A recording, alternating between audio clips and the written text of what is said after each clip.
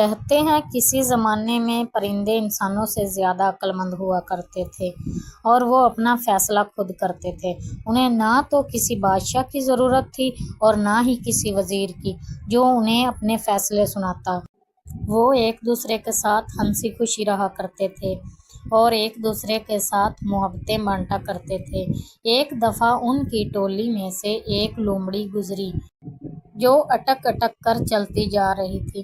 جب وہ ان جانوروں سے اور پرندوں سے تھوڑی دور پہنچی تو وہاں پر جا کر رک گئی اور رک کر یہ کہنے لگی کہ یہ میں کیا دیکھ رہی ہوں، سارے پرندے اور جانور ایک ساتھ رہتے ہیں، یہ سب تو بہت خوش لگ رہے ہیں، ان سب میں میرا گزارا کیسے ہوگا، مجھے کچھ کرنا پڑے گا، مجھے یہ سب اکٹھے ہنسی خوشی رہتے ہوئے ہضم نہیں ہو رہے۔ وہ سامنے نظر آ رہا ہے مرغا، اس سے بات کر کے دیکھتی ہوں۔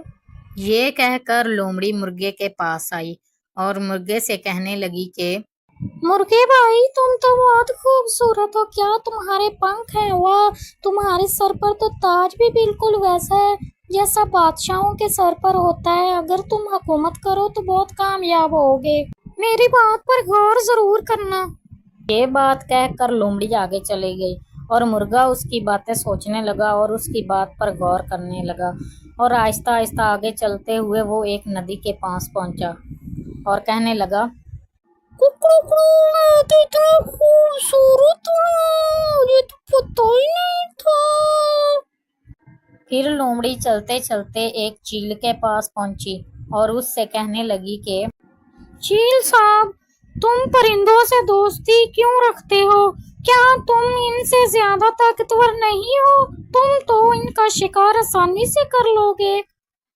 یہ کہہ کر لومڑی وہاں سے چلی جاتی ہے اور چیل سوچتا ہے اور پھر تھوڑی دیر بعد بولتا ہے کہ یہ تو سچ کہہ رہی تھی، میں تو سب پرندوں سے زیادہ طاقتور ہوں، آج سے میں سب کا شکار کروں گا۔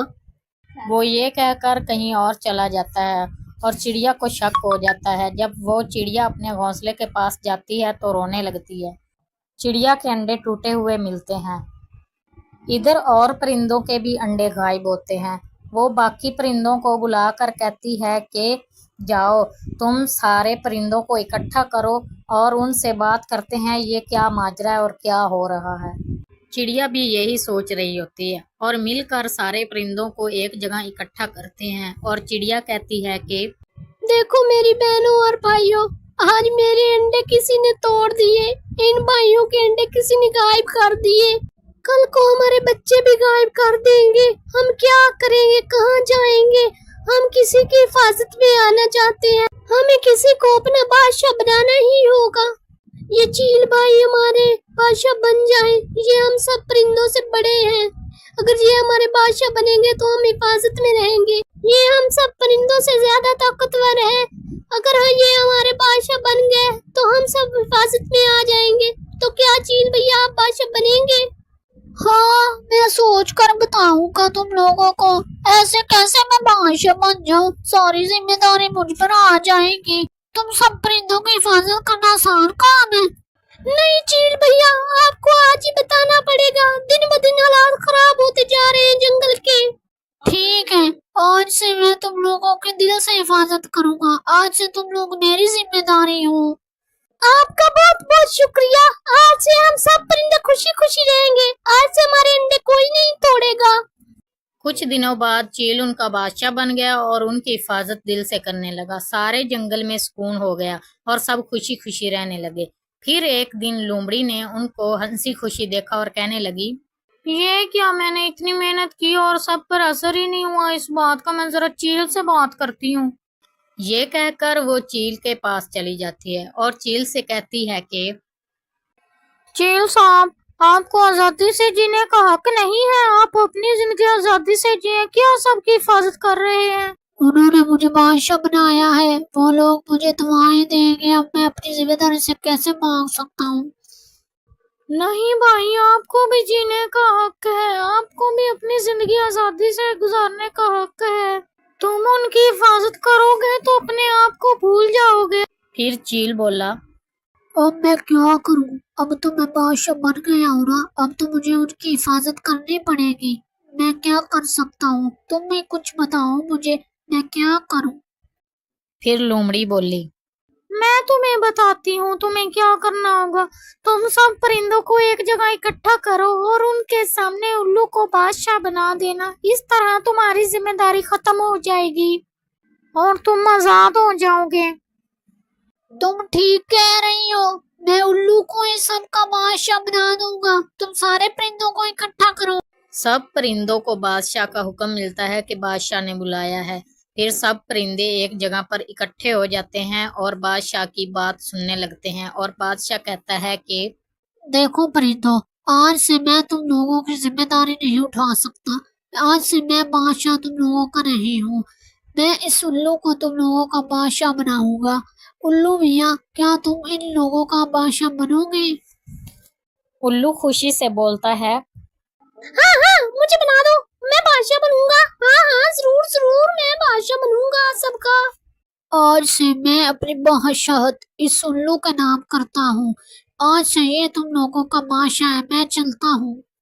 आज से मैं उल्लू तुम लोगों का बादशाह हूँ। तुम सब मेरा कहना मानना, मैं तुम लोगों के अच्छे फैसले करूंगा। मैं अब चलता हूँ।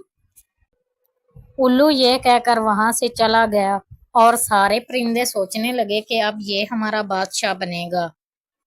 उल्लू काम करने के बजाय सारा दिन सोता रहता और जब रात होती तो वो रात को जागने लगता और आवारागर्दी करता, कोई काम नहीं करता था। एक दिन उल्लू सो रहा था और कुछ परिंदे उसके पास आए और वहां लोमड़ी भी आ गई। और फिर चिड़िया कहने लगी, उठो बादशाह सलामत, अब तो मेरे बच्चे भी किसी ने उठा लिए हैं। पहले तो मेरे किसी ने अंडे तोड़े थे, अब तो मैं पहले से भी ज्यादा परेशान हूँ। मेरा फैसला कीजिए, उठिए। तुम सबको नजर नहीं आ रहा बादशाह सलामत सो रहे हैं? जब बादशाह सलामत सो रहे हो तो अपना हर काम मुझे बताया करो। बादशाह सलामत रात को जागते हैं, तुम लोगों को कोई भी काम हो तो रात को आया करो। अच्छा ठीक है, मैं अब जाती हूँ, मैं रात को आऊंगी। चिड़िया वहां से चली जाती है और लोमड़ी को शेर दिखाई देता है और लोमड़ी कहती है, ये शेर कहाँ से आ गया? ये मैं क्या देख रही हूँ? तुम लोग कब से जंगल की सरदारी करने लगे? ये जंगल मेरा है, निकलो यहाँ से। शेर की आवाज सुनकर उल्लू झट से उठा और आहिस्ता आहिस्ता वहां से निकल गया और लोमड़ी भी आहिस्ता आहिस्ता वहां से चली गई और शेर वहां पर हुकूमत करने लगा। उस दिन के बाद पूरे जंगल के जानवर और परिंदे हंसी खुशी रहने लगे। उनको अपना सच्चा बादशाह मिल चुका था। वो एक दूसरे का एहसास करने लगे और लोमड़ी शेर के डर से किसी और जंगल चली गई।